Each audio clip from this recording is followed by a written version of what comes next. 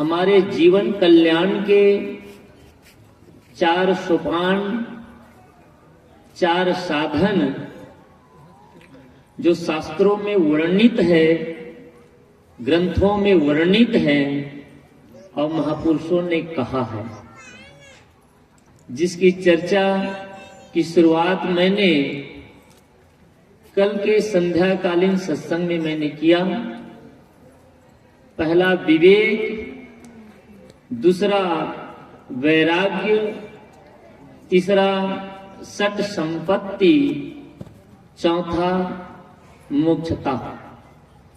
ये 4 सोपान है, 4 साधन है मुक्ति पाने का, कल्याण पाने का, दुख की निवृत्ति का, मोक्ष की प्राप्ति का। दुख निवृत्ति क्यों और मोक्ष की प्राप्ति क्यों? क्योंकि हमारा जीवन पंच क्लेश से भरा हुआ है और उसी शास्त्रों में हमारे महापुरुषों ने हमारे जीवन के दुखों को वर्णित करते हुए कहा कि हमारे जीवन में पंच क्लेश है और इस पंच क्लेश यानी 5 प्रकार के दुख के कारण, इनके निवारण के लिए 4 साधन बताए गए हैं। तो पंच क्लेश क्या है? देखिए, जब तक डॉक्टर को यह पता न चले कि रोग क्या है और रोग का कारण क्या है, तब तक रोग का निवारण पता नहीं चलता और उसका निवारण का उपाय क्या है ये भी पता नहीं चलता। हमारे भारत देश के एक महान संत हुए जिसको आप महात्मा बुद्ध कहते हैं। आज से 2500 साल पहले इस भारत के धरती में गौतम सिद्धार्थ नाम का एक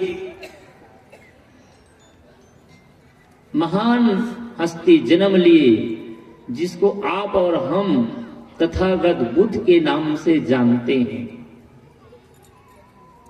ये राजा का बेटा था, शादी भी हो गई, बच्चे भी हो गए, लेकिन उसके मन में जिज्ञासा थी, सत्य को जानने की पिपासा थी और दुख से निवृत्त होने का भाव जागृत हुआ। हम भी इसी संसार में रहते हैं, संसार को देखते हैं, लेकिन इस संसार को देख करके और संसार के दुख को देख करके हमारा मन जागता नहीं और ज्ञान चक्षु खुलता नहीं। राजा दशरथ एक दिन दर्पण के समीप गया और जिस प्रकार से रोज दरबार में जाने से पहले सजते थे, संवरते थे, मुकुट को पहनते थे, सीधा करते थे, लेकिन एक दिन मुकुट को संवारते समय, मुकुट को निहारते समय, चेहरा को देखते समय कर्ण समीप भयसित केसा, कर्ण यानी कान के समीप यानी पास में एक सफेद बाल देख लिए। राजा दशरथ एक सफेद बाल को देख करके उसके मन में विचार आया, मानो वो बाल जो सफेद बाल है उसको संदेश दे रहे हो, शिक्षा दे रहे हो कि ये दशरथ अब तुम चौथे पन को होने के हो, तुम्हारी उम्र हो चली है, अब तुम राजपाट को छोड़ करके राम को युवराज पद दे दो। पहला विचार यहीं से जागृत हुआ। किसको देख करके? एक सफेद बाल को देख करके उसके मन में विचार आया कि अब मैं बूढ़े हो चला हूं, मेरी उम्र हो गई है, अब मुझे राजकाज छोड़ देना चाहिए। आप और हम अपने बाल को देखें। देखें क्या रोज देखते हैं? अरे एक बाल क्या, रोज हमारे सैकड़ों बाल पक गए, लेकिन हमें समझ में नहीं आई। महात्मा बुद्ध एक बार गर्भवती स्त्री को प्रसव की वेदना में तड़पती हुई उसकी केवल आवाज को सुना, एक बार रोगी को देखा, एक बार वृद्ध को देखा और एक बार मृत को देखा। शव यात्रा जा रही थी, इसको देखा और इनको देख करके उसका मन दुख से भर गया। उसने कहा कि इस संसार में मैंने आज तक यही मान रखा था कि संसार में सुख है, सुख है। उसने पहले आर्य सत्य की व्यवस्था दी कि जीवन में दुख है। उसने पहला आर्य सत्य बनाया, जीवन में दुख है। अब और हम सबको क्या लगता है, जब संत कहते कि संसार में दुख है तो आप लोग ये समझते कि ये संत लोग केवल संसार में दुख देखते हैं, इसको देखने की दृष्टि नहीं है। गुरु कबीर ने कहा, बहुत दुख दुख की खानी, जब बची हो जब राम ही जानी। राम ही जाने युक्त जो चलई, युक्त ही ते फंदा नहीं परई। गुरु कबीर ने अन्यत्र कहा, अल्प सुख दुख आदि वनता, मन भुलार मैगर मैं मनता। इस संसार में केवल दुख है, और सुख है भी तो बहुत क्षणिक सुख है, थोड़ा सुख है, लेकिन दुख आदि से अंत तक है। इसी दुख को जो देख पाता है वही अध्यात्म की पहली सीढ़ी में पैर रख पाता है। केवल कुछ पूजा कर लेने से, कर्म कांड करने से, यज्ञ कर लेने से, हवन कर लेने से, चाहे वो किसी मत पंथ की हो, थोड़ा सा सत्संग कर लेने से इससे कल्याण नहीं होगा। सर्वप्रथम अपने जीवन में दुख दिखे और दोष दिखे। जिसके जीवन में जिसको दुख दिखता है और दोष दिखता है, वही दोष निवृत्ति के लिए और दुख से दूर होने के लिए वो प्रयास करता है। किसी आदमी को बुखार हो, शरीर तप रहा हो और आप उसे पूछते हैं, भैया आपकी तबीयत कैसी है, और वो कहता है कि सब कुछ ठीक है, तो आप क्या कहेंगे कि देखो बुखार से तप रहा है, परेशान है, और कहता है कि ठीक है। हम लोग भी क्या कहते हैं कि सब कुछ ठीक है, लेकिन ठीक होने की परिभाषा क्या है? अगर मेरा शरीर स्वस्थ है तो स्वस्थ होने की परिभाषा क्या है? अगर शरीर में बीपी है, शुगर है, कैंसर है, ज्वर है, सर्दी जुकाम है या अन्य इसी प्रकार की कोई भी बीमारी है, तो क्या आप और हम कह सकते कि हम स्वस्थ हैं? स्वस्थ होने का पहचान है कि आपका तन मन सब कुछ ठीक हो, सही समय में भूख लगे और सही समय में नींद आ जाए, और आपके शरीर में कहीं पर कोई परेशानी न हो, कहीं दर्द न हो, कहीं तकलीफ न हो, तो आप और हम कह सकते हैं कि शरीर स्वस्थ है।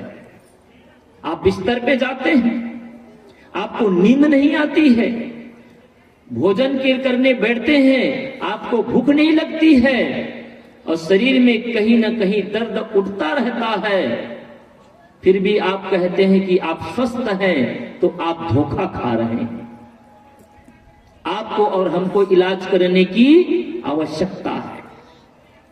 इसी प्रकार से आप कहते हैं कि हम सब ठीक हैं, तो ठीक होने की परिभाषा है, अगर आप चिंता करते हैं, आप दुखी होते हैं, आप नफरत करते हैं, आप घृणा करते हैं, आप द्वेष करते हैं, जिसके परिणाम में आप अंदर अंदर जलते रहते हैं, तो आपका और हमारा जीवन ठीक नहीं है।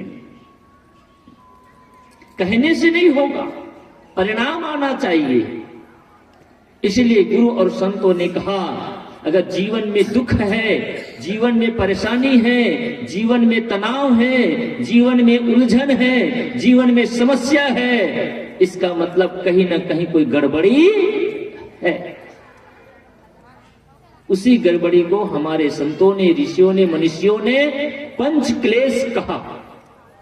पंच क्लेश, पहले इस पंच क्लेश को समझ लें संक्षिप्त में ही, फिर उसको इस पंच क्लेश के निवृत्ति का जो 4 उपाय बताए उसको समझें।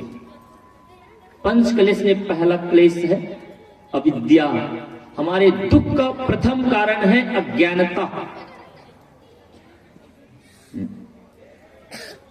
दुख के मूल में है अज्ञानता।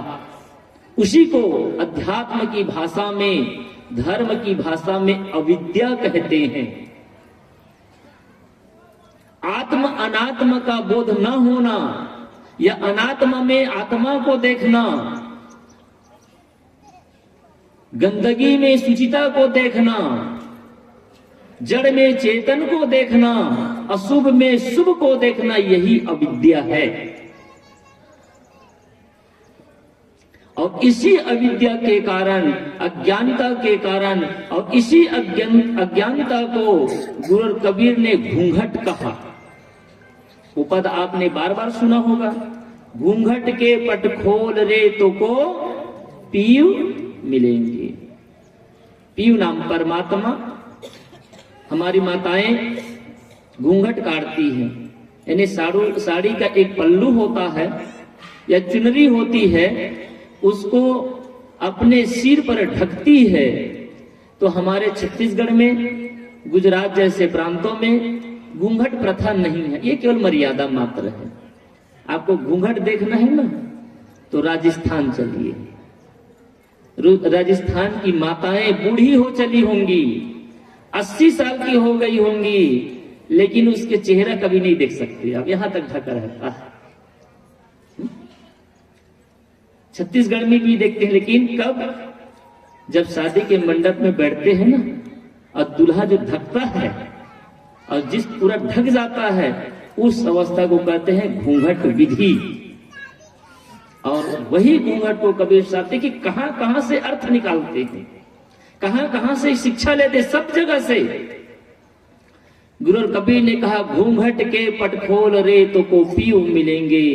मानो किसी स्त्री को वो संदेश दे रहे हो कि ए बहन, ये माँ, अगर तू अपने पति का दर्शन करना चाहती है तो इस घूंघट को उठा। ये जो हमारी मनोवृत्ति है, ये पत्नी है आत्मदेव का। और संत गुरुजन निवेदन करते हैं कि ये मनोवृत्ति, अगर तुम आत्मदर्शन करना चाहती हो, भगवत्ता की प्राप्त करना चाहती हो, तो अपने अज्ञानता रूपी घूंघट को उठाओ। एक घूंघट है ना, घर और परिवार में जो लड़ाई भी होती है, उसके कारण में भी है ना समझी, और इसी ना समझी को संत जन अविद्या कहते हैं। हमें भेद ही पता नहीं कि आप और हम क्या हैं। मैं शरीर नहीं हूं, और हम इसी बोध में जीते कि मैं शरीर हूं, और शरीर हूं इसलिए शरीर को सजाता हूं, शरीर हूं इसलिए शरीर के लिए मैं भोग करता हूं, शरीर हूं इसलिए शरीर को शरीर अपना समझ करके मैं बढ़िया बढ़िया खाता पीता हूं। क्यों? क्योंकि हम और आप अपने को शरीर समझते हैं। और हमारा दर्शन कहता है, हमारा शास्त्र कहता है कि मैं शरीर नहीं हूं। श्री रामचंद्र जी ने कहा, क्षितिजल गगन पावक समीरा, पंच रचित यह अधम शरीरा, सो तन तो आगे कर सोवा, जीव नित तुम कहीं लगी रोवा। तारा जब विलाप करती है, राम जी समझाते हुए कहते हैं कि ये तारा, ये शरीर जो पंच भौतिक है और पंच भौतिक ही नहीं, एक गंदगी का पिटारा है, अधम का, अधम शब्दों का विश्लेषण किया। गोस्वामी जी ने इसी शरीर को श्रेष्ठ भी बताया और इसी शरीर को अधम भी कहा। देखिए, एक ही संत लेकिन उसकी अलग अलग परिभाषा, लेकिन इसमें कोई विरोधाभास नहीं है। इस समझने की बात है, जब शरीर की निस्वार्थकर चर्चा हुई और शरीर के बारे में जिक्र किए तो गोस्वामी जी ने कहा कि ये शरीर अधम है, निकृष्ट है। और हमारे गुरुदेव जी की भाषा में कहें तो ये शरीर केवल टट्टी बनाने की फैक्ट्री है। थोड़ा अजीब लगेगा लोगों को। दुनिया में दो प्रकार की फैक्ट्री है। जितने भी कारखाने हैं, जितने भी फैक्ट्री है, उसमें कच्चा माल डाला जाता है और पक्का माल निकलता है। हमारे भिलाई स्टील प्लांट में जाइए, बैला डीलर से, दल्ली राजहरा से कच्चा लोहा आता है और फैक्ट्री से शुद्ध होकर के पक करके पक्का लोहा बनता है। और भिलाई स्टील प्लांट का जो लोहा होता है ना, वो बहुत मजबूत माना जाता है, विदेशों तक ले लोहा जाता है। जब धरती से पेट्रोल का अंश निकाला जाता है तो उसको डायरेक्ट आप गाड़ी में नहीं चला सकते, उसको फिल्टर करते हैं, उसको शोधन करते हैं और फिल्टर और शोधन करने के बाद यानी कच्चा को पक्का बनाया जाता है।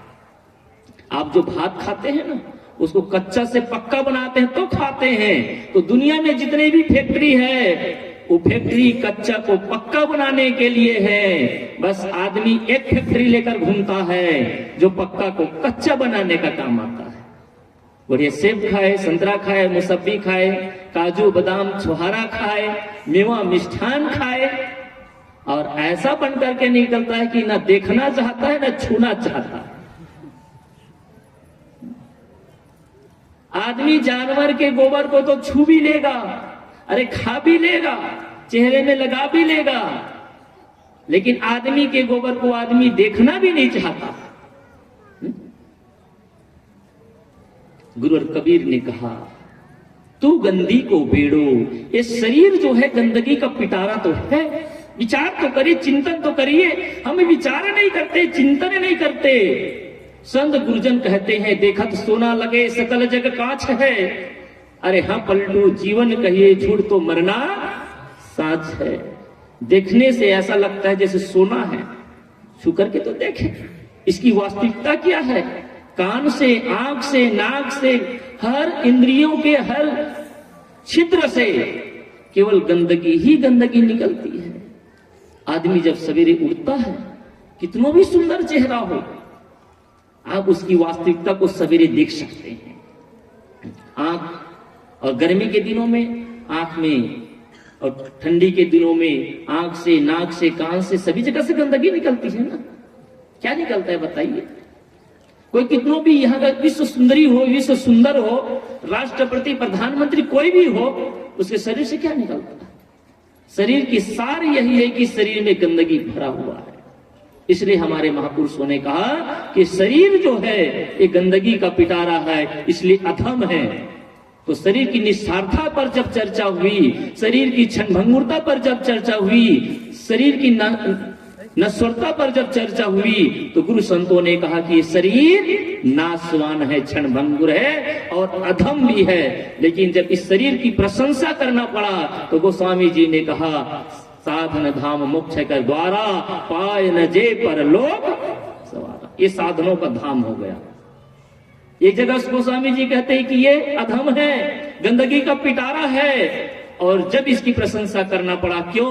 क्योंकि इसी शरीर में रह करके, इसी गंदगी में रह करके, जिस प्रकार से एक कमल कीचड़ में खिलता है, कीचड़ में पैदा होता है, लेकिन अपने ऊपर कभी कीचड़ को लिपायमान होने नहीं देता। आप और हम सब इसी वासना रूपी कीचड़ में, संसार रूपी कीचड़ में पैदा भी होते हैं, रहते भी हैं। लेकिन आप और हम सब की उपलब्धि यह होनी चाहिए कि हम संसार में तो रहें, लेकिन हमारे मन में सांसारिकता न हो। नाव पानी में चलता है, जब तक नाव पानी में चले तो आपकी यात्रा पूरी हो सकती है। कब? जब नाव के नीचे पानी हो। लेकिन जब नाव के ऊपर जब पानी आ जाए तो वही पानी नाव को डुबा देता है। जब तक आप इस संसार में रहते हैं तब तक कोई खतरा नहीं है। ना पत्नी खतरा है, ना पुत्र खतरा है, ना पिता खतरा है, अरे ना दुश्मन कहते वो खतरा है। लेकिन उसी को आप अपने मन में बैठा लेते हैं तो वही आपके लिए वासना बन जाती है, वही आपके लिए बंधन बन जाते हैं और दुख के कारण भी बनते हैं, और उसी को माया कहते हैं। माया क्या है? वैसे माया की बड़ी बड़ी परिभाषा किया गया कि जो काल निरंजन है वो माया डालता है तो भगवान माया डालता है। माया कहीं बाहर नहीं है। कबीर साहब ने सीधा सुंदर उत्तर दे दिया, जो मन से न उतरे वो माया। मन माया तो एक है, माया मन ही समाए, और तीन लोग संशय परी मैं काहे कहूं समझा। मन माया तो एक है, मन और माया कोई अलग नहीं है। जैसे पानी और पानी की तरंग, वैसे मन और मन की मनोवृत्ति। मन जिन बातों में आसक्त हो जाता है, जिन प्राणियों में आसक्त हो जाता है, वही प्राणी और पदार्थ आप और हमारे लिए माया हो जाते हैं। तो पंच क्लेश का पहला क्लेश है अविद्या। इसलिए संत और गुरुजन कहते हैं कि आप सत्संग करें, धर्म चर्चा करें, गुरु संतों के पास जाकर के बैठें और जानने का प्रयास करें। सही क्या है, गलत क्या है, क्या खाने योग्य है, क्या त्यागने योग्य है। इन बातों पर जब विश्लेषण करते हैं, चर्चा करते हैं, तब हमारे मन का जो पर्दा है, जिसको घूंघट कहते हैं, ये घूंघट उठती है। और जब तक ये घूंघट का पर्दा पड़ा रहेगा, संशय का पर्दा पड़ा रहेगा, गुरुवर ने अन्यत्र भी कहा है, संशय सब जग खंडिया, संशय खंडे न कोई, और संशय खंडे सो जना जो शब्द विवेकी होए। आज सारे संसार के लोग संशय में पड़े हुए हैं, संशय नाम भ्रम में पड़े हुए हैं। तो एक धार्मिक भ्रम होता है, एक आध्यात्मिक भ्रम होता है, और एक पारिवारिक, जिसको व्यवहारिक, ये भी भ्रम है। मन में संशय हो जाता है। पति पत्नी के प्रति संशय करने लगते हैं, पत्नी पति के प्रति संशय करने लगती है, पिता पुत्र के प्रति संशय करने लगते हैं। संशय मतलब भ्रम करने लगते हैं, भ्रम हो जाता है। तो इसी घूंघट के पर्दा को उठाएं तो ही परमात्मा। परमात्मा क्या है? तो मैं कह ही रहा था कल, ये सबके घट में जो बैठा है आत्मा रूपी परमात्मा, जिसको कबीर साहब ने राम कहा, ये सबके घट में बैठा है, घटवासी है। और इसी आत्मा को हम नहीं जानते, और इसी आत्मा को जानना ही क्या कहलाता? विवेक कहलाता है। विवेक करें।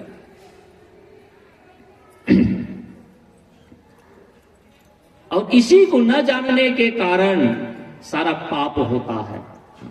स्वयं को न जानने के कारण, दुनिया को जान करके आप पाप से मुक्त नहीं होते, दुख से मुक्त नहीं होते।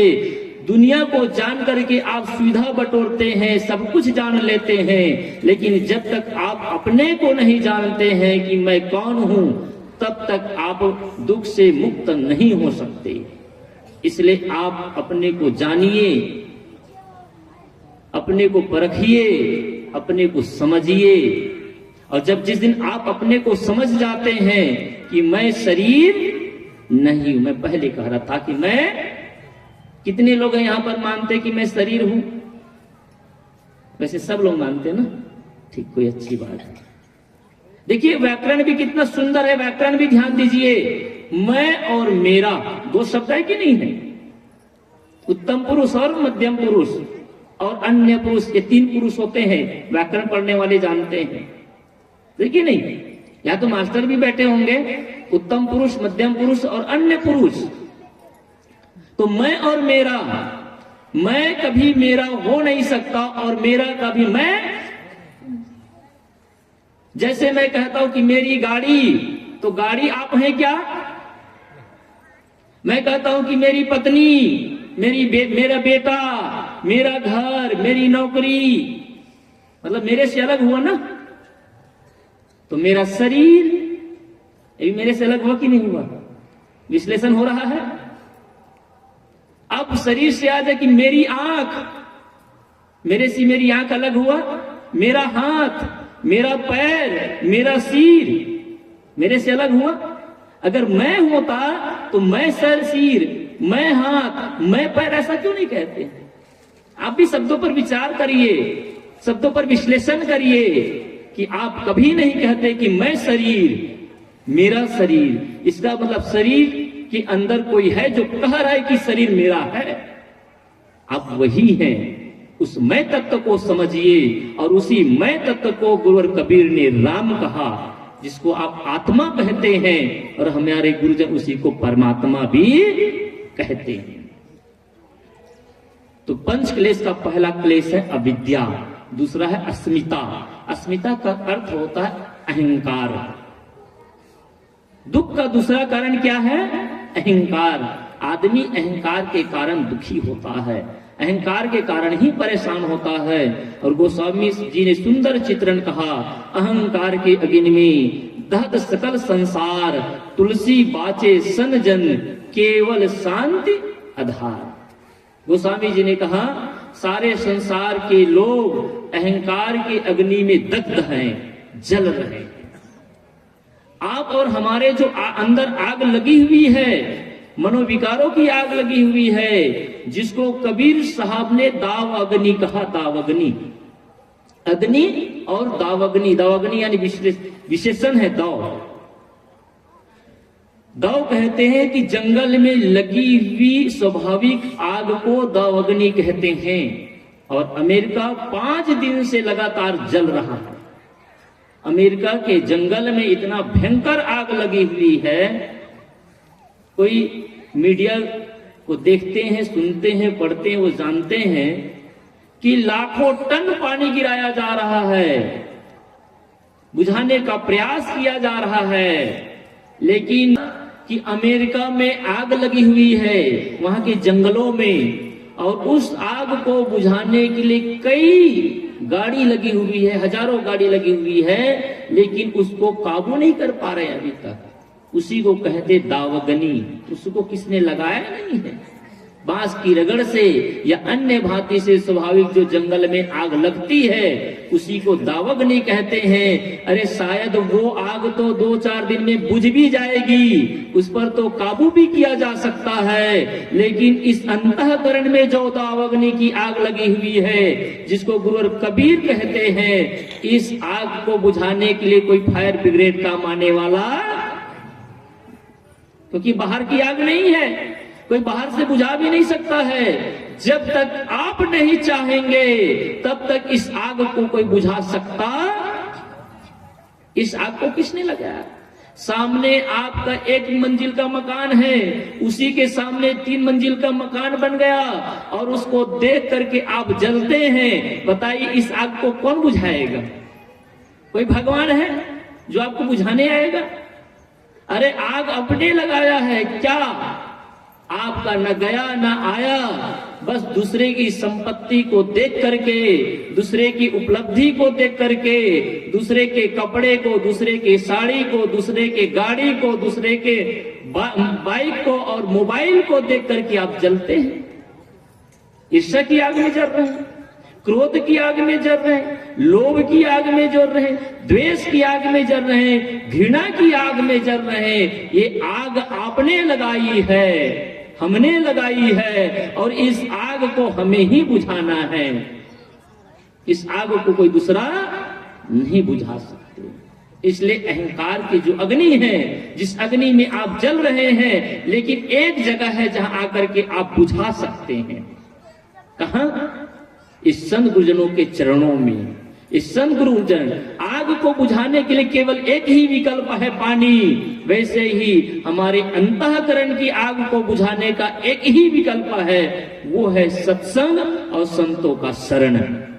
जब तक हम संतों के शरण में नहीं जाएंगे और सत्संग में नहीं जाएंगे, आप जीवन में कितनों भी उपलब्धि हासिल कर ले, आपको कभी शांति मिलने वाली नहीं। इसलिए दुख का दूसरा कारण है अस्मिता, दुख का तीसरा कारण है राग, और चौथा कारण है द्वेष। अच्छा, हर आदमी राग और द्वेष में जल रहे हैं, भाई भाई राग और द्वेष में जल रहे हैं, एक दूसरे राग और द्वेष में जल रहे हैं। और मैं कहता हूं राग ही द्वेष का कारण है। आदमी राग करता है इसलिए द्वेष होता है, और जो आदमी कहीं राग ही न करे उसका दुश्मन इस संसार में कोई होगा ही नहीं। हमारा दुश्मन इसलिए है, हमारा बैरी इसलिए है क्योंकि हम राग करते हैं, कहीं मोह करते हैं। अगर मोह ना बनाए, राजा दशरथ के 4 पुत्र थे, चारों से प्रेम था, लेकिन राम पर अत्यधिक मोह था। यही मोह उसके दुख का और मरण का कारण हुआ। राजा दशरथ को किसने मारा? आप एक शब्द में कह सकते हैं कि कैकेयी के कारण मरा। तो जिस मां ने जन्म दिया वो कौशल्या तो नहीं मरी, उसको तो ज्यादा दुख होना चाहिए, उसने तो जन्म दिया था, अन्य और लोग थे। इसलिए जो आदमी जितना मोही होता है, जो आदमी जितना मोह करता है, जो जितना राग करता है, वह उतना ही दुख पाता है और पछताता है। इसलिए बंधु, माता, बहनों, भाइयों, इस संसार में आप आए हैं तो कर्तव्य का निर्वहन करिए, प्रेम से रहिए, सबको प्रेम बांटे, प्रेम दे, लेकिन मोह कहीं ना बनाए। मोह दुख का कारण है। मोह सकल व्याधिन कर मूला। गोस्वामी जी ने कहा कि सारे दुखों का कारण मूल ये मोह है, और मोह बना लेते हैं। अरे जवान मोह बनाता है, समझ में आता है, जिसकी बाल पक गए, आंख से दिखाई नहीं पड़ती, पैर से चल नहीं सकते, झुर्रियां पड़ गई हैं, बस शमशान घाट की यात्रा के करीब हैं, लेकिन फिर भी मोह टूटता, फिर भी आशा लगी है नाती की शादी हो जाता, और नाती बहू को देखता तो मन तृप्त हो जाता। आशा अभी भी लगी है ना। आशा ही परम दुखम नराशम परम सुखम। आशा ही सारे दुखों का कारण है, मोह ही सारे दुखों का कारण है। इसलिए दुख निवृत्ति चाहते हैं तो मोह कहीं मत बनाइए। आप बोलेंगे कि हम तो गृहस्थ हैं, परिवार वाले हैं, बच्चों से मोह करना पड़ता है, तो मोह करना, मोह से काम नहीं बनता है, प्रेम से काम बनता है, जिम्मेदारी से काम बनता है, कर्तव्य परायणता से काम बनता है। मोह करने से काम बनता काम, मोह से केवल आप लड़ते हैं, मोह से केवल झगड़ते हैं, और मोह के कारण मर मिटते हैं। मोह से किसी को कुछ मिलता नहीं। और अविद्या का, क्लेश का 5वां कारण है अभिनिवेश। अभिनिवेश कहते हैं मृत्यु का भय। यहां जितने लोग बैठे हैं, किसको मृत्यु का भय नहीं होगा? सबको। लेकिन आप कितनों भी मृत्यु का भय रखिए, शुतुरमुर्ग होता है एक पक्षी, जगह इस स्थान में वो जब किसी आक्रमणकारी को देखता है, किसी दूसरे पक्षी को या दूसरे जानवर को देखता है, तो अपने चोंच को वो बालू में छुपा लेता है और सोचता है कि अब मैं बच गया। तो क्या कोई आदमी भयभीत होने से कोई ऐसी सुरक्षित जगह है जहां जाकर के आप मौत से बच सके? कोई जगह है इस संसार में? या कोई ऐसा उपाय है, कोई ऐसी जड़ी है जिसको खा ले और आप मौत से बच सके? इस संसार में सभी में अनिश्चय है, संभावना है, लेकिन मौत ही एक ऐसी चीज है जिस पर किसी का बस नहीं है, और होना तय है, मौत से कोई नहीं बच सकता। इसलिए मौत से भयभीत मत रहें।